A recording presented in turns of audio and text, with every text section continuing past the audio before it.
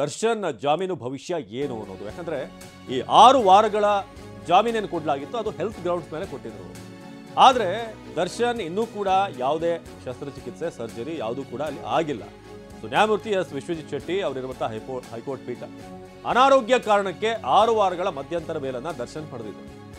ಆದರೆ ಇವರಿಗೂ ಕೂಡ ಸರ್ಜರಿ ಮಾಡಿಸಿದ ಬಗ್ಗೆ ಅವರು ಎಕ್ಸ್ಪ್ಲನೇಷನ್ ಕೊಡಬೇಕಾಗಿದೆ. ಯಾಕೆ ಇದುವರೆಗೂ ಸರ್ಜರಿ ಆಗಿಲ್ಲ ಅಂತ ಸೂಕ್ತ ವಿವರಣೆಯನ್ನು ಕೊಡಬೇಕು. ಅದೇನಾದರೂ ಕೋರ್ಟ್ಗೆ ಕನ್ವಿನ್ಸ್ ಆದರೆ ಬೇಲ್ ವಿಚಾರವಾಗಿ ಬೇಲ್ ಕಂಟಿನ್ಯೂ ಆಗೋದಾ ಏನು ಅನ್ನೋದು. ಆದರೆ ಇನ್ನೊಂದು ಕಡೆ ಬೇಲ್ ಕ್ಯಾನ್ಸಲ್ ಮಾಡಬೇಕು ಅನ್ನೋ ಒತ್ತಾಯ ಕೂಡ SPP ಕಡೆಯಿಂದ ಬರುತ್ತೆ. ವಾದ ಮಂಡಿಸೋದಕ್ಕೆ ಈಗ ಸಜ್ಜಾಗಿದ್ದಾರೆ. ಅವರು ಕೂಡ ವರದಿಯನ್ನು ನೋಡಿದ ನಂತರ.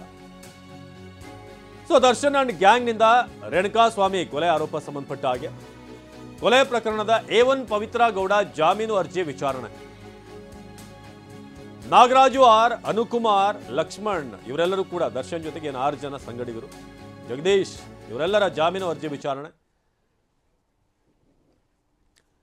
ಸೊ ರಮೇಶ್ ಈ ಬಗ್ಗೆ ಹೆಚ್ಚಿನ ಮಾಹಿತಿಯನ್ನು ನೀಡ್ತಾರೆ. ರಮೇಶ್, ಈಗ ದರ್ಶನ್ ಕೇಸ್ಗೆ ಬರೋದಾದ್ರೆ ಒಂದು 6 ವಾರಗಳ ಒಂದು ಅವಕಾಶ ಸಿಕ್ಕಿತ್ತು ಅವರಿಗೆ, ಅದರೊಳಗೆ ಸರ್ಜರಿ ಆಗಬೇಕು. ಯಾಕಂದ್ರೆ ಪರಮೇಶ್ವರ್ ಅವರು ಹೇಳಿದ ಹಾಗೆ ಏನವರು ಮಾಡಿಸದೆ ಹೋದ್ರೆ ಸೊಂಟಾನೆ ಮುರಿದು ಹೋಗುತ್ತೇನೋ ಅನ್ನೋ ಮಟ್ಟಕ್ಕೆ, ಬೆನ್ಮೂಳೆನೇ ಇದ ಪ್ರಾಬ್ಲಮ್ ಆಗುತ್ತೆ ಅನ್ನೋ ರೇಂಜಿಗೆ ಇವರೆಲ್ಲ ವಾದ ಮಂಡಿಸಿದ್ರು. ಆದರೆ ಇವಾಗ ನೋಡಿದ್ರೆ ಇನ್ನೂ ಕೂಡ ಸರ್ಜರಿ ಆಗಿಲ್ಲ ಅಂತ. ಸೊ ಒಂದು ಈ ಹೆಲ್ತ್ ಇಶ್ಯೂ ವಿಚಾರ ಅದೆಷ್ಟು ಮುಖ್ಯ ಆಗುತ್ತೆ ಇವ್ರು ಕೊಡುವಂಥ ಎಕ್ಸ್ಪ್ಲನೇಷನ್. ಉಳಿದಂಥ 5 ಜನ ಪವಿತ್ರ ಗೌಡ ಸೇರಿದ ಹಾಗೆ ಅವರ ಭವಿಷ್ಯ ಏನು ಅಂತ, ಬೇಲ್ ಭವಿಷ್ಯ. ಅವಿನಾಶ್, ಈ ಕೇಸ್ನಲ್ಲಿ ಮಧ್ಯಂತರ ಜಾಮೀನು ಕೊಡೋದಕ್ಕೆ ಬಹಳ ಪ್ರಮುಖ ಕಾರಣ ದರ್ಶನ್ ಪರ ವಕೀಲರು ಮಂಡಿಸಿದಂಥ ವಾದ ಏನಂತಂದರೆ, ಒಂದು ವೇಳೆ ಇಮಿಡಿಯೇಟ್ ಆಗಿ ಮಧ್ಯಂತರ ಜಾಮೀನು ಕೊಡದೆ ಹೋದರೆ ಅವ್ರಿಗೆ ಪಾರ್ಶ್ವವಾಯು ಆಗ್ಬೋದು, ಪ್ಯಾರಲಿಸಿಸ್ ಆಗ್ಬೋದು, ಲಕ್ವ ಹೊಡಿಬೋದು ಅನ್ನೋಂಥ ವಾದ ಮಂಡನೆಯನ್ನು ಮಾಡಿದರು. ಅದನ್ನು ಆಧರಿಸಿ ಕೋರ್ಟು ಮಧ್ಯಂತರ ಜಾಮೀನನ್ನು ಕೊಟ್ಟಿತ್ತು. ಮೆಡಿಕಲ್ ಗ್ರೌಂಡ್ಸಲ್ಲಿ 6 ವಾರದಲ್ಲಿ ಇವರು ಏನು ಶಸ್ತ್ರಚಿಕಿತ್ಸೆ ಏನಿದೆ ಅದನ್ನು ಮಾಡಿಸ್ಕೋಬೇಕು ಅಂತೇಳಿ ಕೊಟ್ಟಿತ್ತು. ಜೊತೆಗೆ 1 ವಾರದಲ್ಲಿ ವೈದ್ಯರು ವರದಿಯನ್ನು ಸಲ್ಲಿಸಬೇಕು, ಯಾವ್ಯಾವ ಡೇಟಲ್ಲಿ ಏನೇನು ಶಸ್ತ್ರಚಿಕಿತ್ಸೆ ಮಾಡ್ತಾರೆ, ಏನೇನು ಕ್ರಮ ಕೈಗೊಳ್ತಾರೆ ಅನ್ನೋದ್ರ ಬಗ್ಗೆ.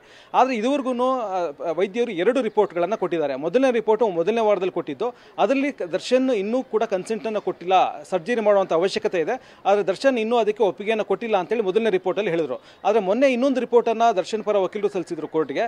ಅದರಲ್ಲಿ ಏನು ಹೇಳಿದ್ದಾರೆ ಅಂತಂದ್ರೆ, BP ವೇರಿಯೇಷನ್ ಆಗಿದೆ, ಅಂದ್ರೆ ಕಳೆದ 1 ವಾರದ BPಗೂ ಮತ್ತೆ ಇಂದಿನ ದಿನದ BPಗೂ ವ್ಯತ್ಯಾಸ ಇದೆ, ಹೀಗಾಗಿ ಇನ್ನೂ ನಿರ್ಧಾರ ಕೈಗೊಳ್ಳಕ್ಕಾಗಿಲ್ಲ, ಮತ್ತೆ ಅವ್ರದ್ದು ಅಂದ್ರೆ ಅದಕ್ಕೆ ಸಿದ್ಧತೆ ಮಾಡ್ತಾ ಇದೀವಿ ಸರ್ಜರಿಗೆ ಅನ್ನುವಂತ ಒಂದು ವರದಿಯನ್ನು ಕೊಟ್ಟಿದ್ದಾರೆ. ಅಂದ್ರೆ ಯಾವುದೇ ರೀತಿಯಾದಂಥ ಸ್ಪಷ್ಟತೆ ಈ ವರದಿಗಳಲ್ಲಿ ಇಲ್ಲ.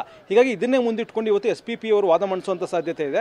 ಈಗ ಹೈಕೋರ್ಟ್ ಏನು ಮಧ್ಯಂತರ ಆದೇಶವನ್ನು ಕೊಟ್ಟಿತ್ತು ಅದನ್ನು ಹಿಂಪಡಿಬೇಕು, ಅದನ್ನು ರಿಕಾಲ್ ಮಾಡಬೇಕು ಅಂತೇಳಿ ಮನವಿ ಮಾಡುವಂತ ಸಾಧ್ಯತೆ ಇದೆ. ಕಳೆದ ಬಾರಿ ವಿಚಾರಣೆ ಸಂದರ್ಭದಲ್ಲಿ ಕೋರ್ಟ್ ಕೂಡ ಹೇಳಿತ್ತು, ಒಂದು ವೇಳೆ ಏನಾದರೂ ದರ್ಶನ್ ಪರ ವಕೀಲರ ವಾದಕ್ಕೆ ಕೋರ್ಟ್ ಕನ್ವಿನ್ಸ್ ಆಗದೆ ಇದ್ರೆ ಅದನ್ನ, ಅಂದ್ರೆ ಈಗಾಗಲೇ ಏನು ಮಧ್ಯಂತರ ಜಾಮೀನನ್ನು ಕೊಟ್ಟಿದೆ ಅದನ್ನು ರಿಕಾಲ್ ಮಾಡುವಂತ ಅಧಿಕಾರ ಕೂಡ ಕೋರ್ಟ್ಗಿದೆ ಅಂತೇಳಿ ಸ್ವತಃ ಕೋರ್ಟ್ಗೆ ಹೇಳಿದೆ.